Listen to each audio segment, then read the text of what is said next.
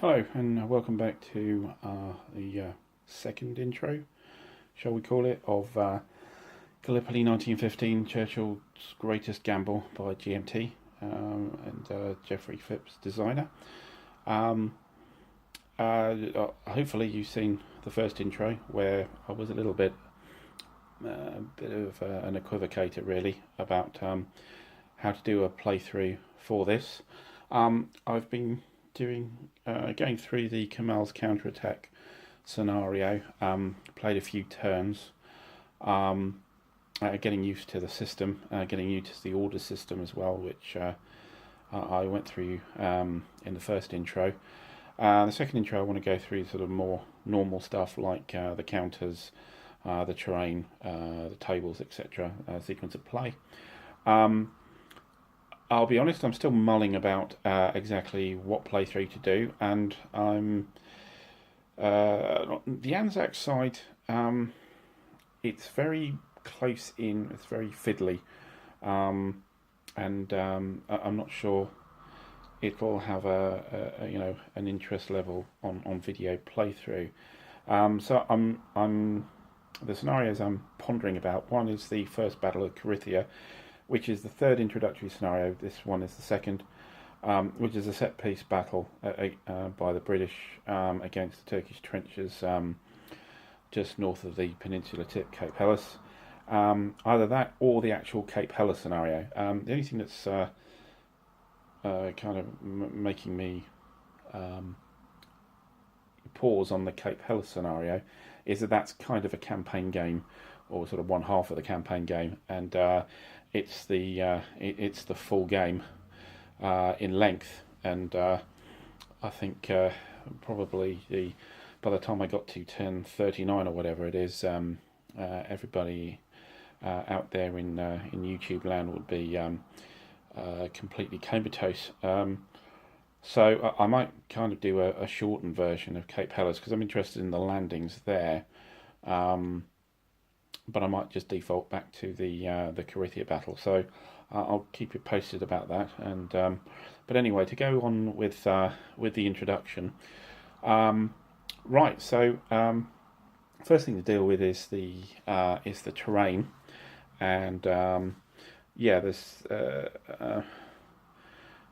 there's two major types really. It's there's the open terrain and closed terrain.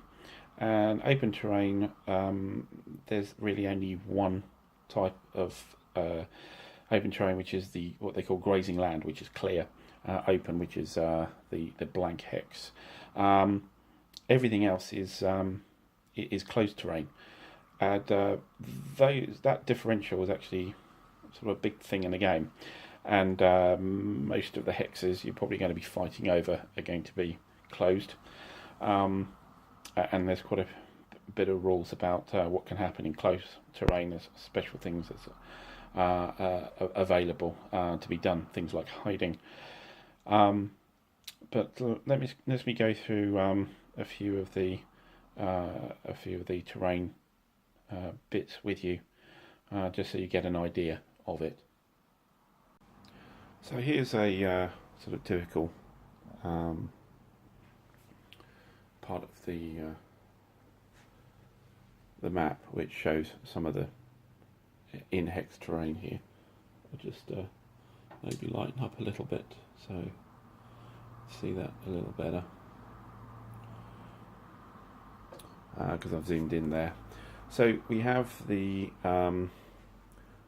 clear or grazing land, which is these hexes here, the scrub, which is these ones here. You can get the tufts very dispersed, or steep scrub, which is these ones here.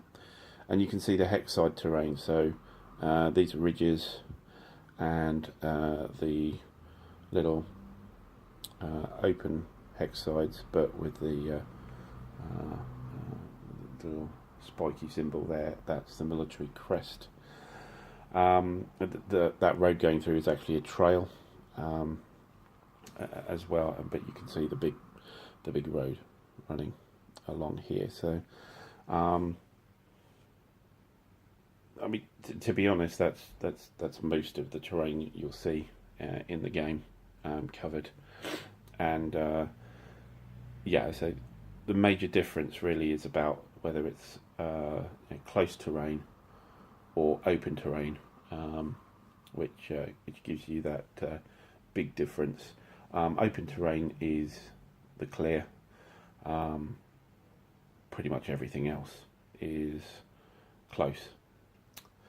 There is, as a result of this, there is a lot of line of sight rules added in, and particularly with the elevation involved, there's a lot of there's a big set of rules on that, which I won't go into great detail.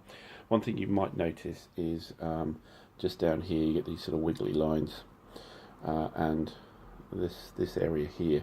So these are trenches which start the game actually on the game.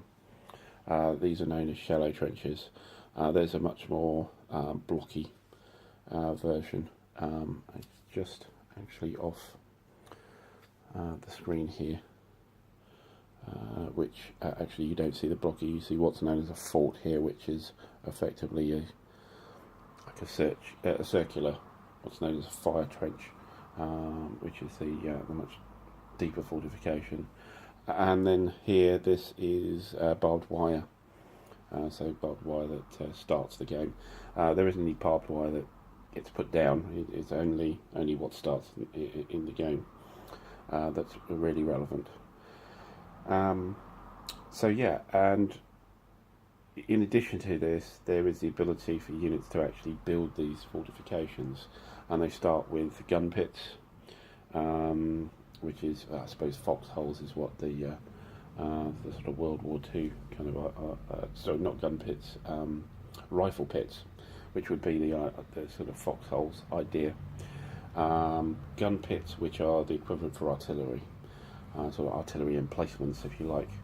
Then there's shallow trenches, fire trenches, and forts, which are sort of all round directional trench, really. And they have an additional effect on the terrain as well. So the terrain in the game has a big effect, and also the units themselves can affect how the terrain is looking as well. Yeah, so it's the first thing to get used to, and actually the first introductory scenario there was a lot of that, because there was a lot of fortifications at the tip of the peninsula. There is the town as well, type, which is around, but only in a very few places. This wasn't really a populated area. If I move up here, you can see the town of Midos, just on camera there, and that's the terrain there. It's another close terrain as well.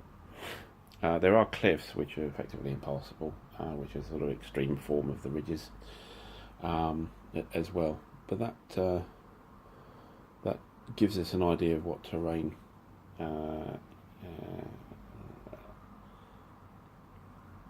systems they have in the game.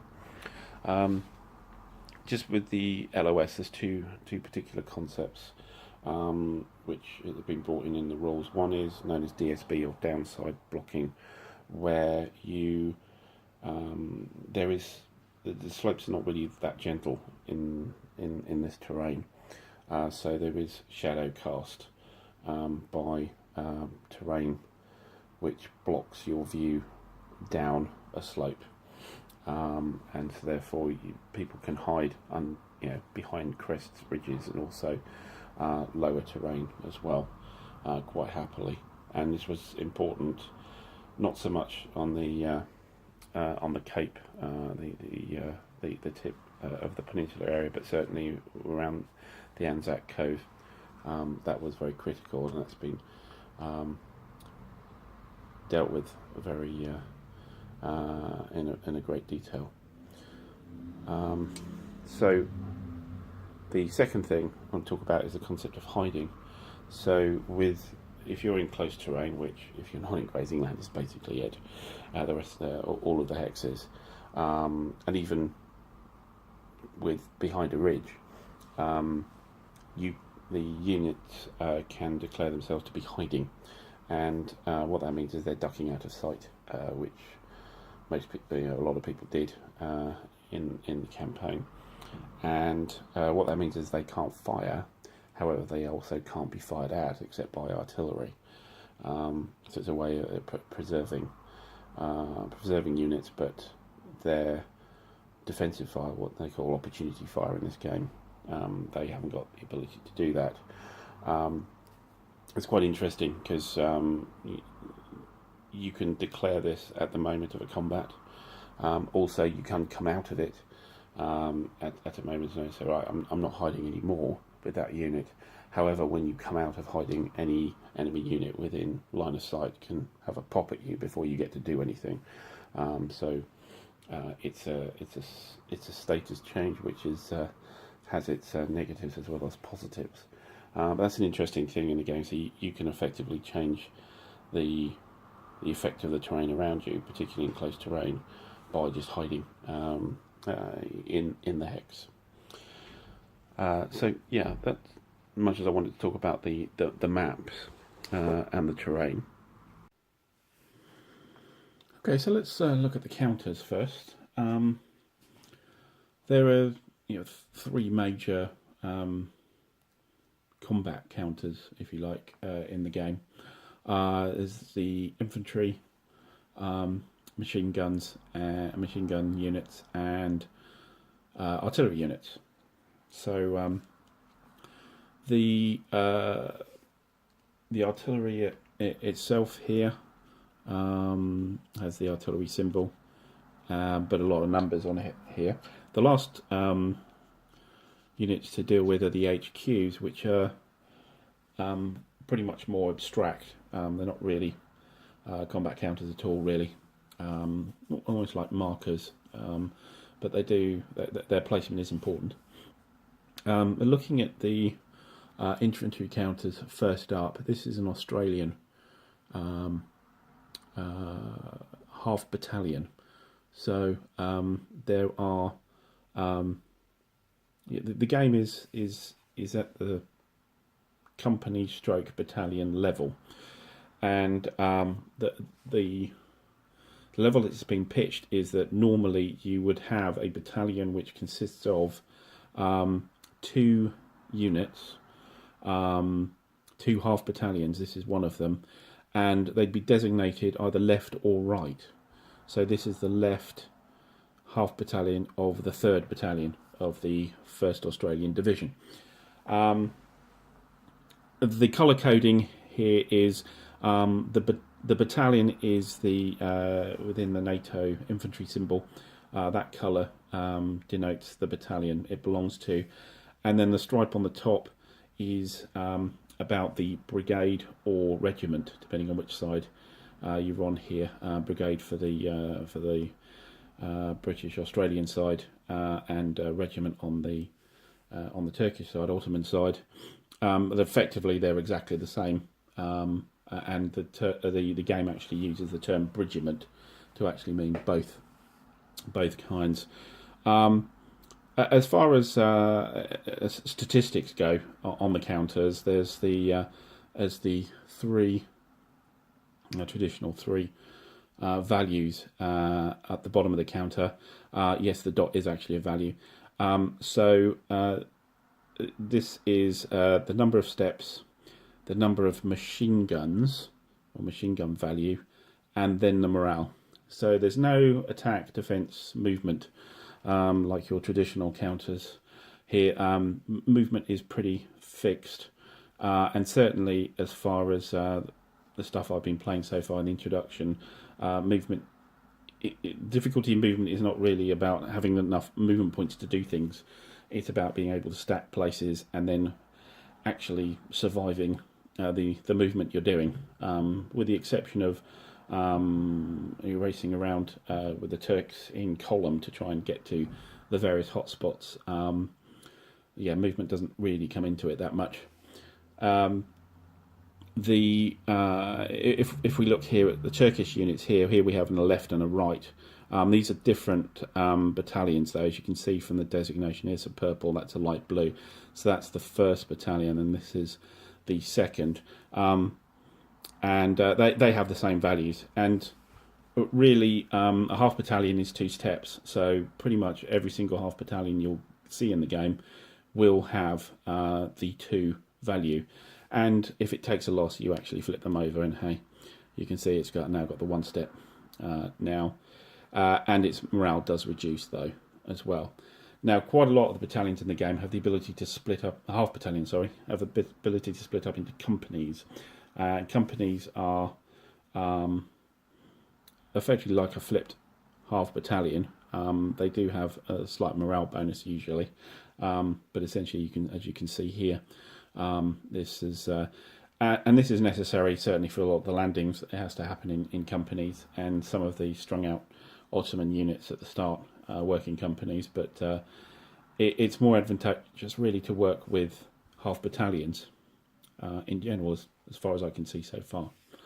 Now, the other part of battalion on top of the left and right infantry units you have is a machine gun unit here, and it's got the same values at the bottom, but there's no step value. In fact, it's worth 0 steps. It stacks for free. It really represents a couple of machine guns, and that's it. And it's got 1 machine gun value, and it's got the morale again. So very different units. The infantry really have a single hex range for their firing, whereas machine guns have 2 hex range, but on the 2nd hex their value is halved. And a lot of the game does work on fractions, so there's lots of quarters and halves. And when we go through the tables, you'll see that as well. A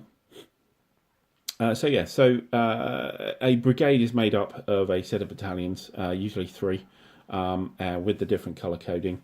As you can see here with these, there's 2 of these. And then there will be a brigade HQ, which this is what this represents here. And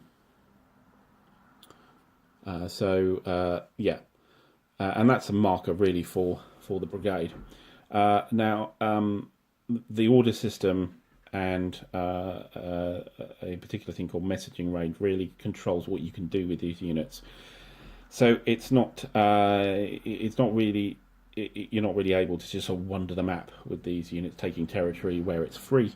You have to plan it, and then you have to execute that particular plan. And there's very little initiative possible with these units. It's all done in the planning. With the units to be able to effectively work together, they need to be what's known as messaging range.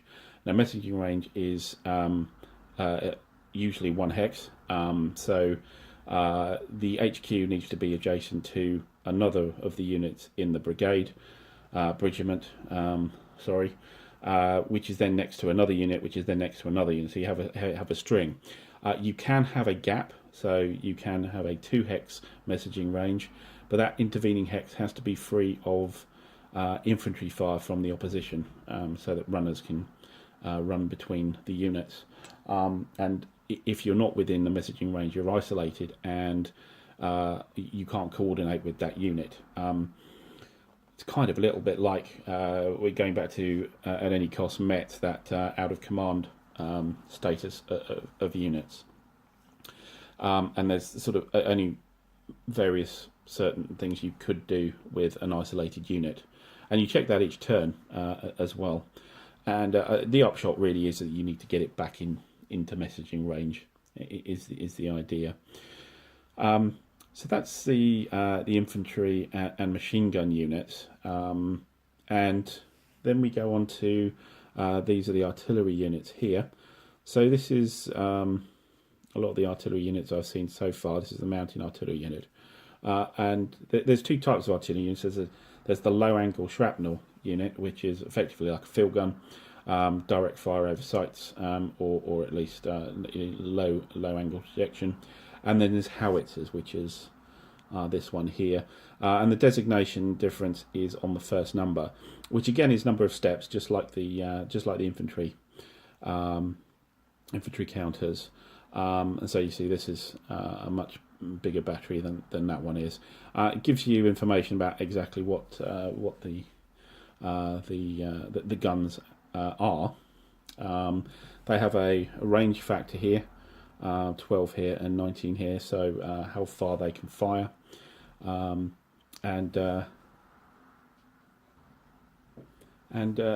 Actually, I've got it slightly wrong. The number in the middle here, that's the number of steps, which is the equivalent of the first number in the infantry. This is actually the fire factor of the artillery. Now, from my experience of certainly doing Kemal's counterattack scenario, artillery is very, very powerful. You can see the range that they have.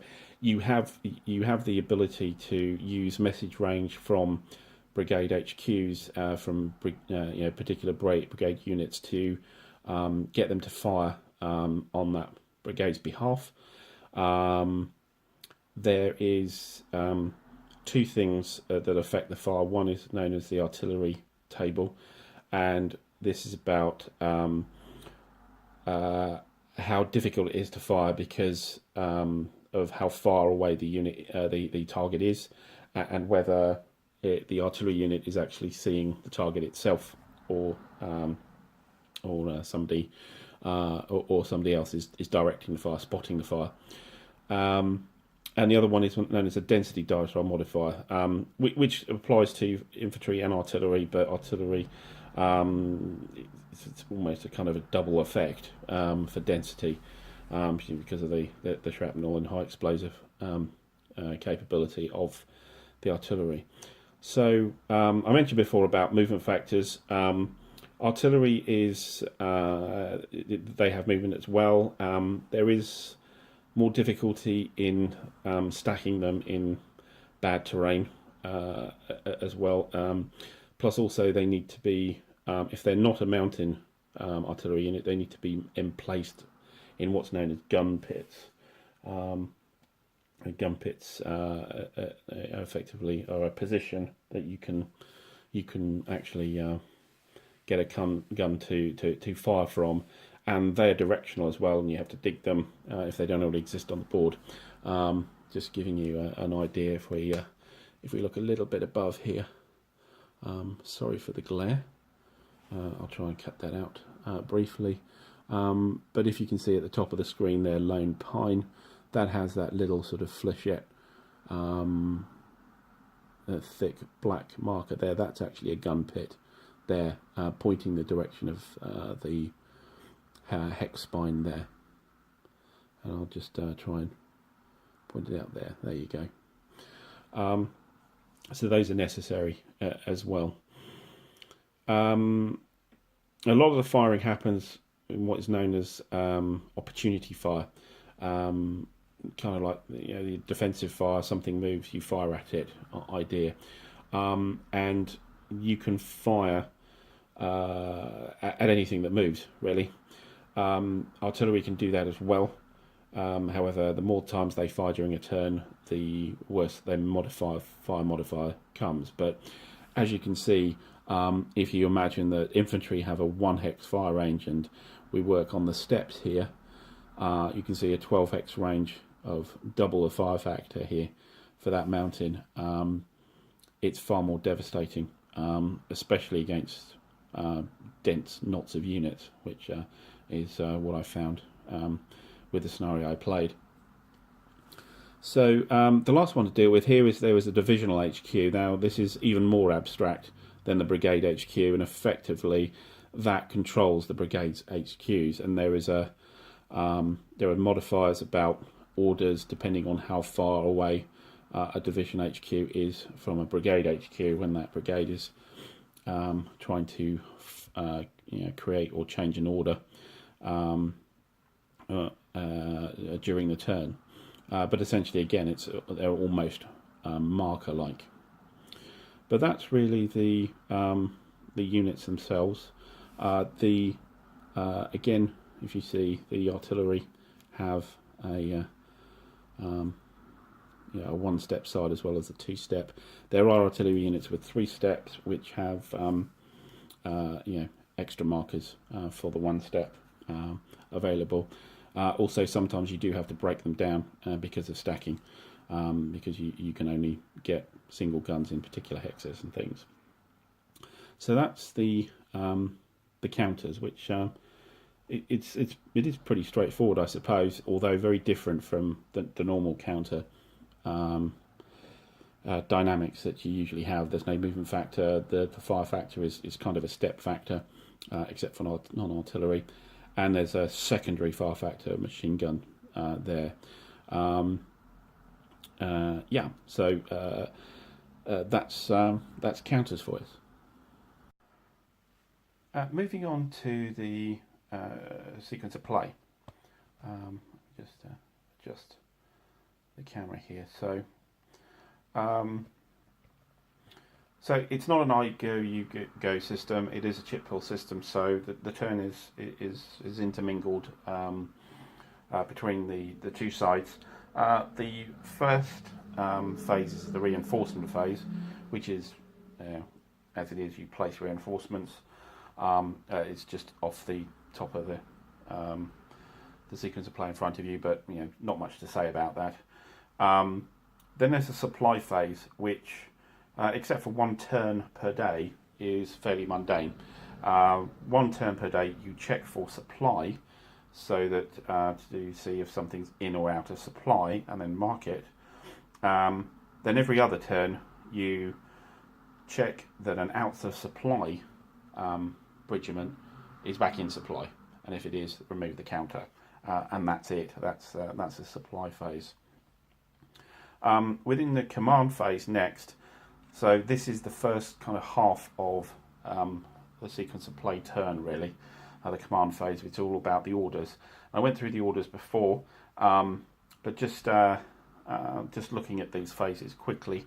The isolated unit segment here, that's about checking that messaging range and to see whether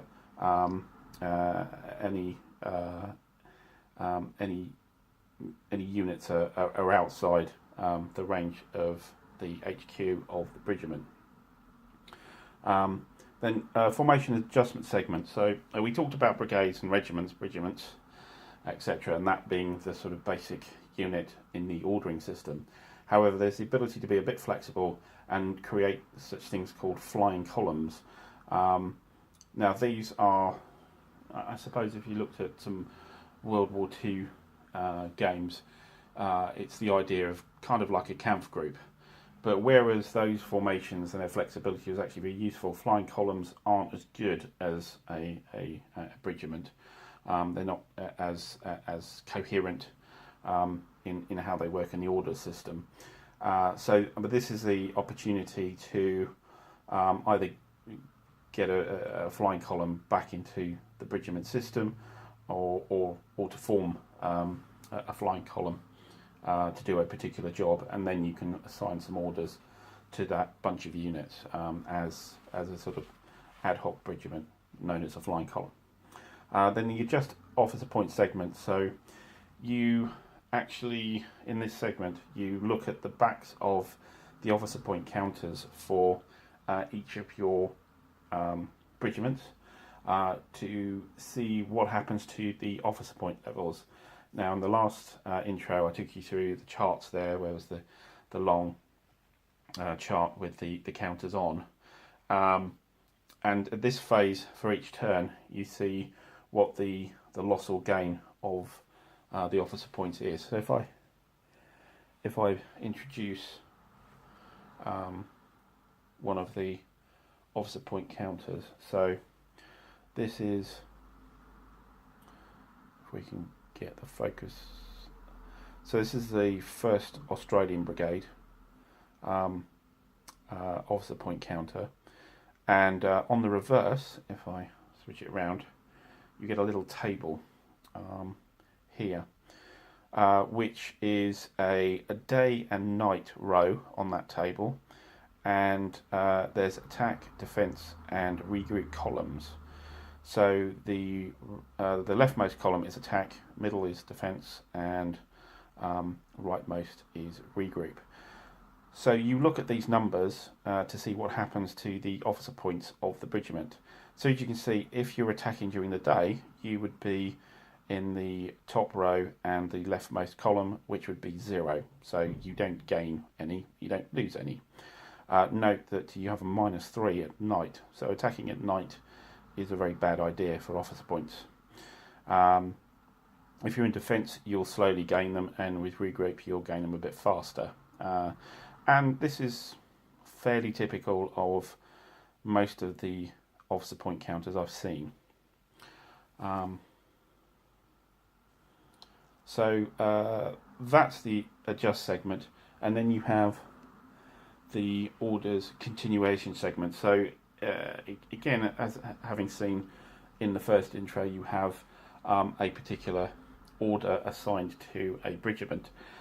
The idea here is that you need to first check that those orders stay in place, or they degrade.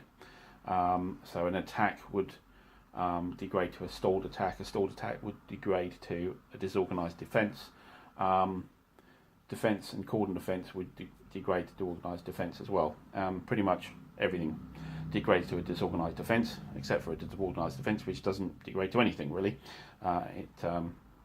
It's the base sort of order when nothing much is being ordered at the time.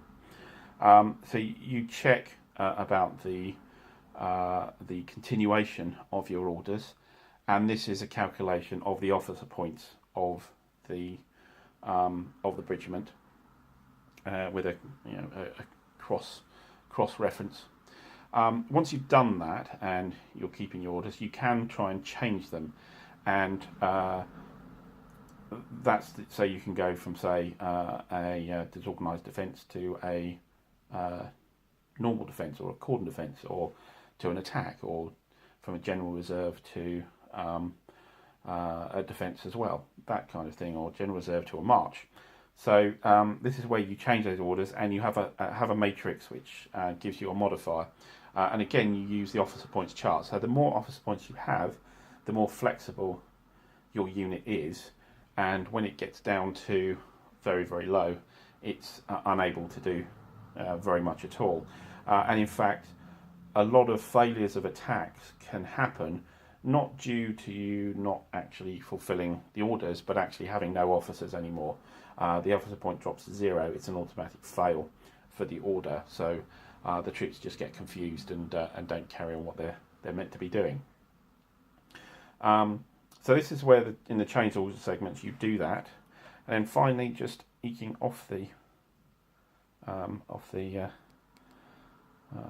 screen here is the load the cup segment. So this is where you take the command chits for each of the regiments which are active, and you put them in the 2 separate cups, one for each side, and that's that command phase. Just one thing going back to the change orders segment. So if you do change orders, that's the point where you have to draw up the plans of the new order, and then of course your units have to stick to it.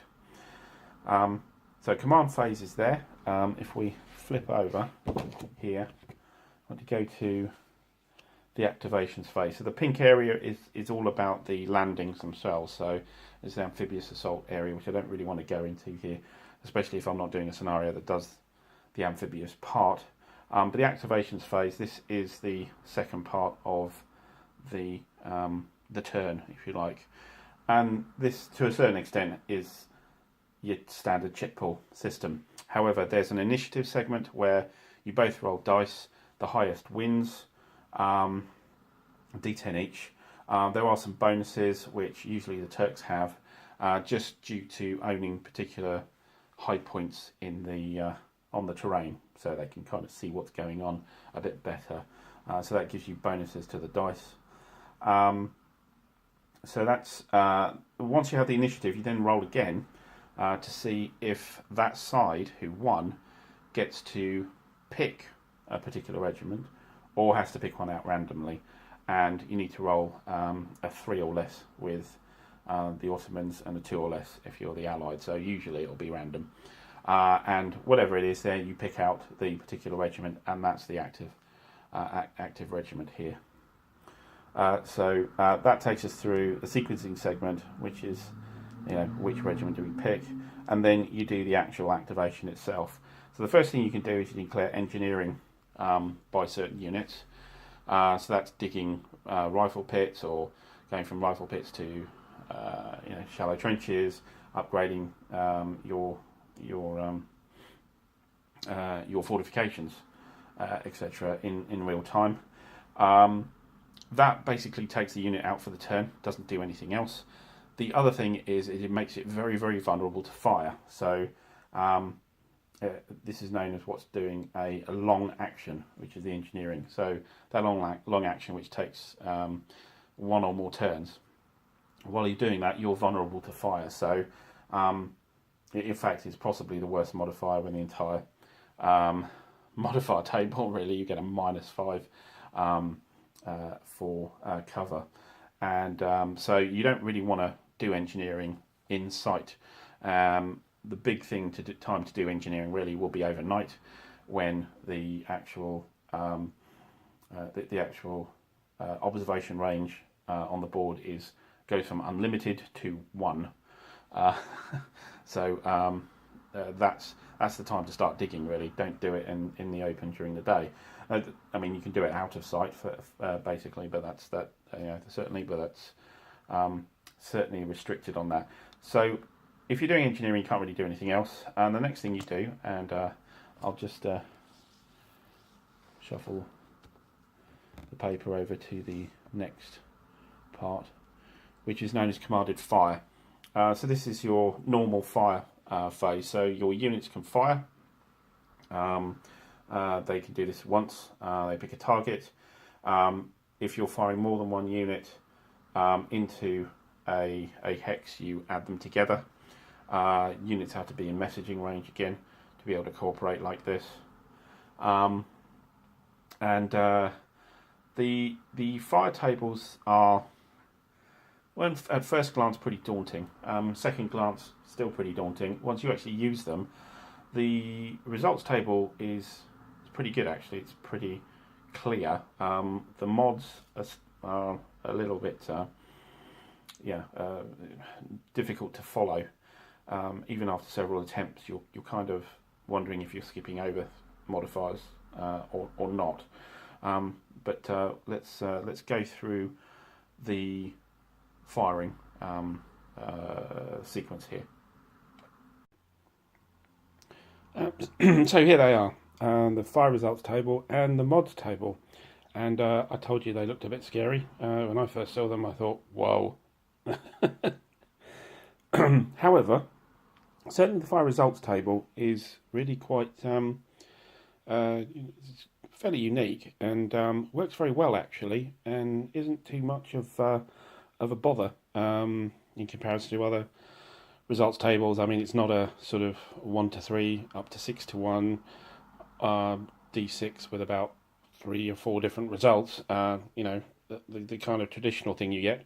However, all it decides really is whether there's a loss or 1 or more losses or none, and whether a morale check should be taken. And that's it, really. The fire mods table is a little bit more complex. That's the one on the right, and the color coding is relevant. I'll just go through the fire results table first. So let me pick that up and head it towards the camera. So what we have here is the fire results done is by a single D10, and you can see from 0 to 9 are the standard results there, and that's cross-indexed with the fire points. So this is the number of points attacking during a commanded fire or an opportunity fire, and starts from quarter heading up all the way up to 17. And cross-indexing those, you'll get a result which is a decimal number with a number to 2 decimal places. A 1 counts as a loss. Any fraction of that is a potential loss, and you roll percentile dice as well as the what's known as the modified green dice, the actual results. And if you get less than that number or equal to, then that is also a loss. So if it's a 1.31, if you roll a 31, then you get 2 losses. If you rolled a 32, you only got 1 loss. That's how that works. The only complication is that with a fraction, if you don't get a loss automatically means you do have to do a morale check. If you don't have a loss, if you've exceeded the decimal number, the 2 decimal place number, by 40 on the dice roll or less, you get a morale check as well. So no loss, but a morale check. So you basically add 4 to the first decimal place to see if that qualifies, and that's pretty much it for that chart. And the idea is that you'll get modifiers to the dice roll, which comes from the fire mods table. You also get a doubling and halving depending on the situation and the firer. So, for example, if you have machine guns firing at excuse me, if you have machine guns firing at 2 hex range, then they're halved. So a 1 point machine gun would be half a point. Also, if you're firing in the same hex, and this is where you have the situation where an attacker is closing to assault, they have to take a morale check and then enter the hex, and you can choose to fire in the hex. Sometimes you don't choose to do that. There's pros and cons, but if you do, then the defender's fire is doubled. In all other instances, it's just really ×1. Okay, so on the rest of the chart, you have 2 tables there, the artillery DRM table and the density table. So these are dice roll modifiers that apply to the fire results table in addition to the fire mods on the other page. Artillery table is really about range and whether it's a direct sight for the artillery unit or it's using a spotter. And also how many times the artillery unit has fired during the turn, and its pluses effectively for longer range and the observed fire or per fire you use the artillery for in the same turn. On the density side, this is about how many steps are in the target hex that you're firing at. So as you can see, artillery is more deadly than infantry. You can, in certain circumstances, have up to 16 rifle steps in a scrub or clear grazing land. But as you see, looking at that density modifier table, you'd be absolutely nuts to stack that many people in a hex within shooting range of the enemy. So the optimal, as you can see there, really is 2 steps. Don't go beyond that, and 2 steps happens to be a half battalion. So yeah, that's quite a relevant table there. If we look at the fire mods table, so this is, and I'll try and zoom in actually here to get a decent look, and we'll quickly run down it. I don't want to go into too much detail, but there are 4 relevant columns here for assault dice roll, which is about assault combat, which is in a separate phase. Then there's infantry, low angle artillery, high angle artillery. I went through that with the counters there, and the modifiers that apply. So there is a few sub areas here.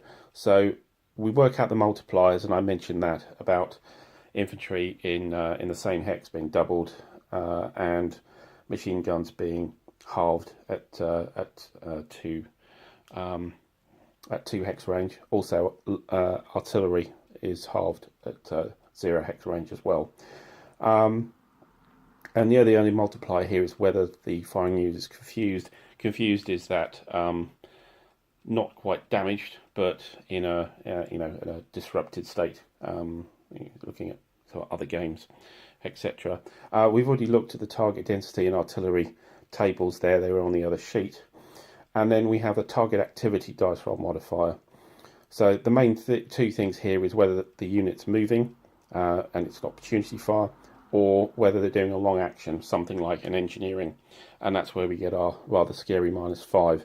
In fact, moving can be even worse. So the moving dice roll modifier is -3 on that fire results table.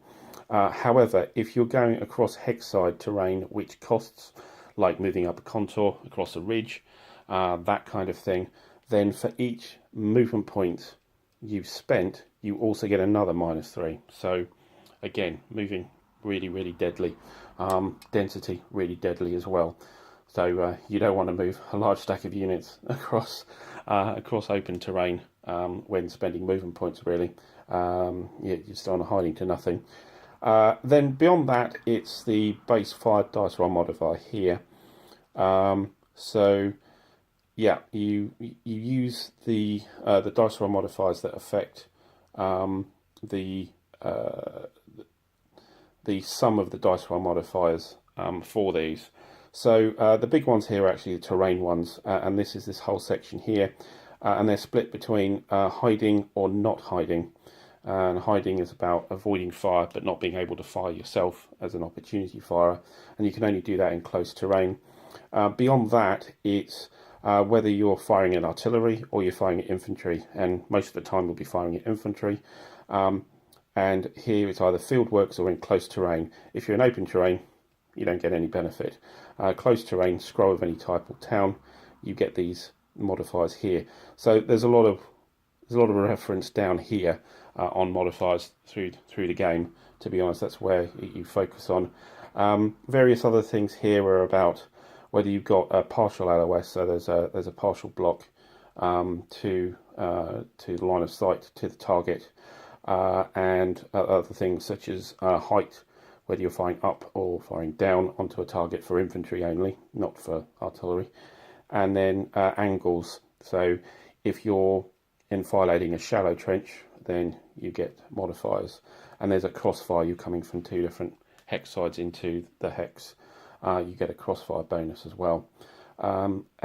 So you take these modifiers that are relevant here. The last 2 ones down here are quite interesting. I'll just move the page up so you can see them. The first one is a concept of no man's land. So if you have fire trenches, so that's the not shallow trenches, the fire trenches, that's the very set fortification there, then the assumption is that the fields of fire have been cleared in front of the trench. So therefore, in addition to your moving modifiers, you can actually get an extra -3 here if somebody's trying to assault you in your trench and it's a fire trench. That's another big negative there, and they can add up very easily. Finally, here, when moving to assault, talks about subsequent waves. So if you move units into a hex to assault, if they having passed their morale check, if you add some more units in during the same movement, then to fire at those second or successive waves of units gets tougher, because you're already facing the first lot, first or second lot, the previous entry into the hex. So that's the fire mods table, and how you resolve is you of course roll the green die, which was in the fire results table here. I'll put that in front of you there again. You use that modified green die, and then you also roll percentage dice for the fire results, so you can work out whether the decimals are relevant. So you're rolling 3 dice there. What you actually do is you roll 5 dice, and these are the 5 dice here. So we have the green dice, then we use the red and the white as percentile dice, 10s and 1s, reds being the 10s. And then you also roll another percentile dice, which is black and grey. Black being 10s and the grey being 1s. And that's the morale check. So you can go through the entire fire results table, find out the losses and also the morale status from that single roll. And you roll these 5 dice as part of a fire combat. With morale checks, you use the morale values. That was the big number in the bottom corner of the unit. So I look at it there. So the 85. So if you exceed that, you become confused. However, if you roll natural 90s, it's sort of in the high 90s, and it dependent on your original morale, how high 90s it needs to go, you have the possibility of routing. And a routing is the fact that you take the entire stack and you put it in the routed box. They're out of the combat completely. They're taken off the board. So that can be really quite drastic. And again, that sort of feeds you into don't do big stacks, because if you do big stacks and the best unit routes, because you use the best unit for your morale check, you roll that unlucky dice like a 96 or a 98, your entire stack disappears. Which again, really rather than it's basically the entire part of the regiment or wherever it is just breaks completely and runs for cover and isn't useful until a regroup order. So yeah, the combat results, it looks tricky, and it did take a little bit of getting used to, but it does flow quite well. And the fact that you're rolling those 5 dice, you can kind of pick up from those 5 dice exactly what happens to the units. And as I say, unless you're very careful, you can get massive negative modifiers. So finally, I wanted to cover the assault part of the turn. We've had the commanded fire phase, sorry. Then we have the movement phase, which includes opportunity fire, and having run through a couple of bits of the game, it almost looks like the movement phase is actually the opportunity fire phase, because there's a lot more opportunity fire than there is movement, in my experience so far.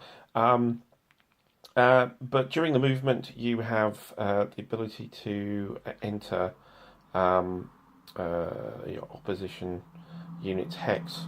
You have to roll a morale check successfully underneath the morale check number to successfully close to assault. You will then get, of course, opportunity fire. Assuming you have that, and you're effectively still got a unit left, even if it fails a morale check on the opportunity fire, becomes confused, it will still actually go into the assault. So the assault is kind of a modification of the fire results. It uses the same modifiers table, although really only about the terrain. So what you do is you total the actual fire points on each side, and then you calculate the dice roll modifier given the as if you were firing on the opposition side. So you'll get a die roll modifier on each side, and that affects the assault results table. So for example, if I look on here, you would see that the attacker, if they had 2 points, which is a half battalion, 2 fire points, up against 1 fire point, you would be looking at this part of the table. I know it looks really scary, but again, quite utilitarian actually. So 2 for 1, and what you would do is you would roll percentile dice on these values here. Let's see if I can zoom in a bit for you. I'm showing here. So you've got a range. A range which gives the defender a loss, the attacker no loss. One in which there's a loss both sides, and then one the attacker only.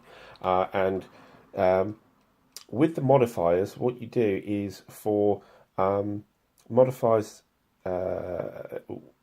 in favour of the defender, you reduce the value of the attacker's fire point. So if it was, say, a +2 to the defender, you would move 2 columns across. Also, when the fire results, the fire modifiers that the defenders would have onto the attacker, so from whatever terrain that's actually in the hex, you would again reduce the row. So you end up with these modifiers to give you a particular section of the table, and you roll the percentile dice. So you do that. You modify. You decide what the result is. You work out what the result is. You apply the results as losses, and then if one side or the other is not going to retreat, you go again. Now the interesting thing is that in normal circumstances, the second and subsequent rounds, you don't have the modifiers anymore because the soldiers are actually right next to each other, fighting it out hand to hand idea. So there's no terrain modifier. It's only that initial roll that you take into account. However, there is a modification to that. So if you're attacking a fire trench through barbed wire, there's 2 of those rounds, so it's tougher on the attacker, presumably, because the defender would be in a trench and therefore get a much better modifier, and they'll get it for 2 rounds as opposed to just the 1. And you continue in that vein until one side or the other retreats or disappears, and that's the assault results table. An interesting twist is that when the attacker retreats, they can stay in the same hex. By using this idea of us and them, where both sides hunker down in the same hex, and they end up hiding. So they're kind of keeping their heads down. But there's only so much stacking you're allowed to do on that. So you quite often will see an attacker retreat, but leave some steps in us and them. To hopefully come back later.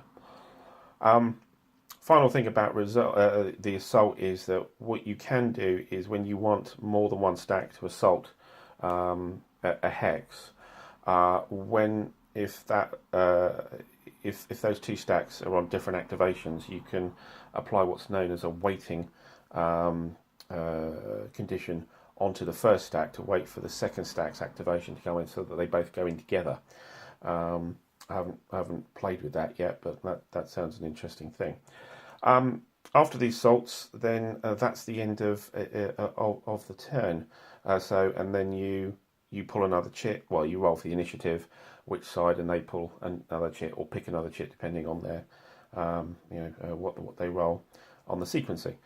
And that goes on until the chits run out, and that's really the turn. Okay, so look, I've been through a hell of a lot of the rules and charts on here. I think it was worth it.